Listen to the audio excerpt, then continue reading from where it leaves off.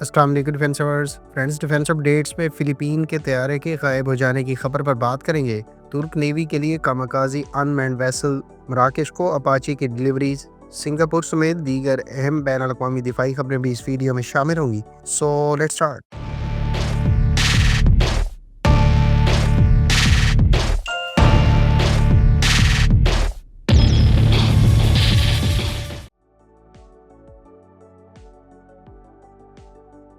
مراکش کو امریکی کمپنی بوئنگ کی جانب سے ابتدائی 6 اپاچی ہیلی کاپٹرز ڈلیور کر دیے گئے ہیں۔ رائل مراکن ایئر فورس کو ڈلیور کیے جانے والے یہ 6 ہیلی کاپٹرز بنیادی طور پر ان 24 اپاچی ہیلی کاپٹرز میں سے ہیں جو مراکش کی جانب سے جون 2020 میں امریکہ سے ایکوائر کیے گئے تھے۔ مراکش کو ان ہیلی کاپٹرز کی ڈلیوریز 2024 کے لیے پلان تھیں، تاہم کچھ ناگزیر وجوہات کی بنیاد پر یہ ڈلیوریز تاخیر کا شکار رہی ہیں اور اب یہ ابتدائی 6 ہیلی کاپٹرز مراکش کو مارچ 2025 میں ڈلیور ہوئے ہیں۔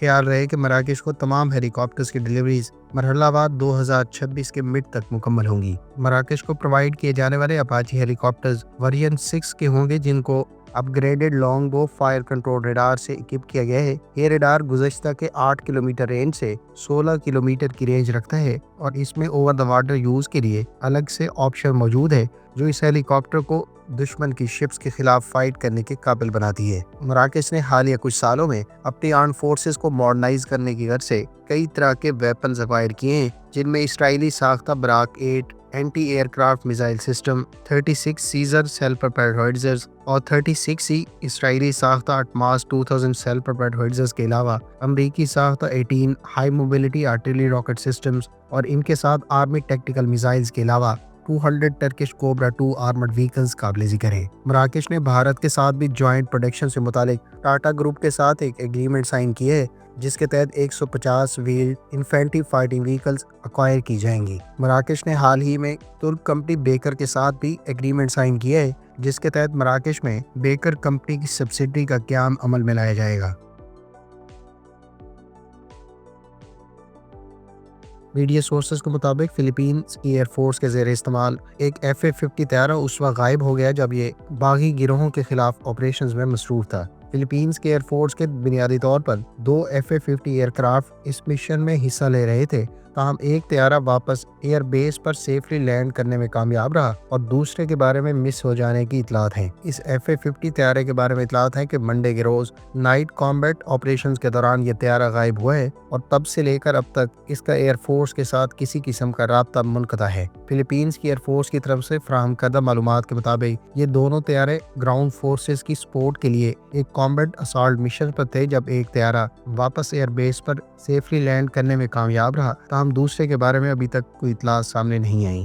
اس طیارے اور پائلٹ سے متعلق سرچ اینڈ ریسکیو آپریشن جاری ہے، جبکہ فلپینز کی ایئر فورس نے 2015 میں total 12 F-50 light combat plus trainer aircraft South Korea سے ایکوائر کیے تھے۔ اس وقت ان طیاروں کی ایکوزیشن کی مالیت $331 ملین بتائی گئی تھی۔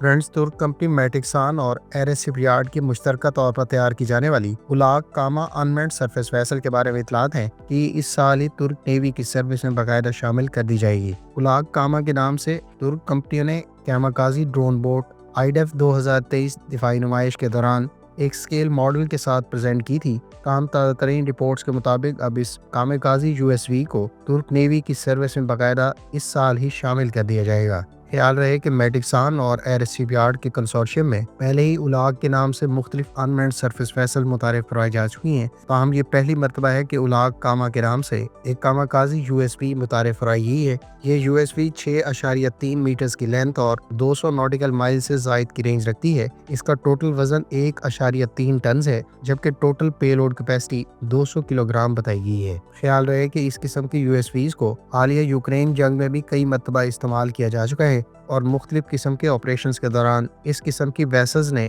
بڑے اہداف کو کامیابی سے نشانہ بنایا ہے۔ شاید اسی افادیت کو پیش نظر رکھتے ہوئے اب مختلف ممالک ان مینڈ کاماکازی USVs بھی متعارف کروا رہے ہیں۔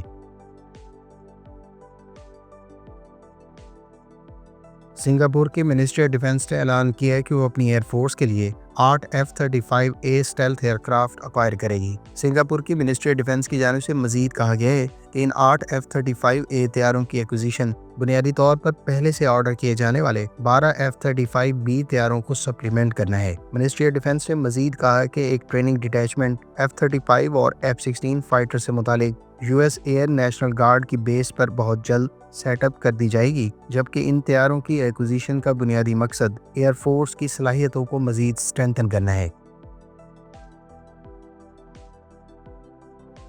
फ्रांस जर्मनी ने स्वीडिश कंपनी साब को $159 मिलियन का कॉन्ट्रैक्ट अवार्ड किया है। इस कॉन्ट्रैक्ट के तहत स्वीडिश कंपनी साब जर्मनी के ज़ेर इस्तेमाल टॉरस क्रूज मिसाइल की मेंटेनेंस का काम सरअंजाम देगी। एक और रिपोर्ट के मुताबिक स्वीडिश कंपनी साब टॉरस क्रूज मिसाइल को ग्रिपन के बेस वर्जन के साथ भी इंटीग्रेट करने पर काम कर रही है।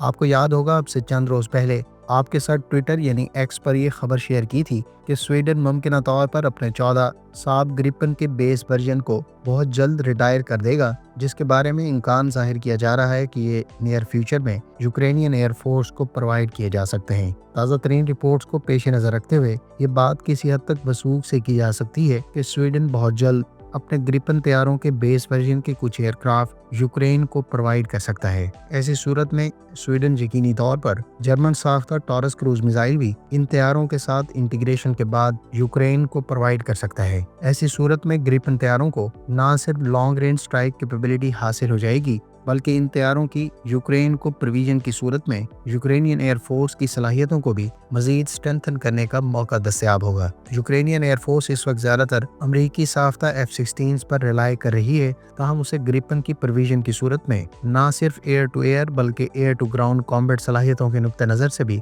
मजीद तकवीत हासिल हो सकती है। आपकी इस डेवलपमेंट पर क्या ओपिनियन है? कमेंट करके अपनी राय का इज़हार ज़रूर करें। नॉर्वे की एयरफोर्स को अमेरिका की जानिब से मजीद 3 F-35A तैयारे डिलीवर कर दिए गए हैं। हालिया 3 तैयारों की डिलीवरीज के साथ नॉर्वेजियन एयरफोर्स को प्रोवाइड किए जाने वाले F-35 स्टेल्थ एयरक्राफ्ट की तादाद 49 हो गई है। मीडिया रिपोर्ट्स के मुताबिक मजीद 3 तैयारे भी इस साल गर्मियों में नॉर्वेजियन एयरफोर्स को डिलीवर कर दिए जाएंगे, जबकि नॉर्वे ने बुनियादी तौर पर अपने F-16 तैयारों को F-35 स्टेल्थ एयरक्राफ्ट से रिप्लेस करने का फैसला 2008 में किया था।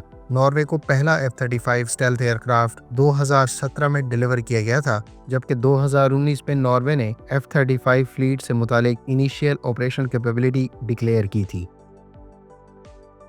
फ्रेंड्स, डिफेंस अपडेट्स में बस इतना ही। उम्मीद है इस वीडियो से आपकी मालूमात में इजाफा होगा। मिलते हैं नेक्स्ट वीडियो के साथ। अपनी दुआओं में याद रखिएगा। अल्लाह हाफिज़। पाकिस्तान जिंदाबाद।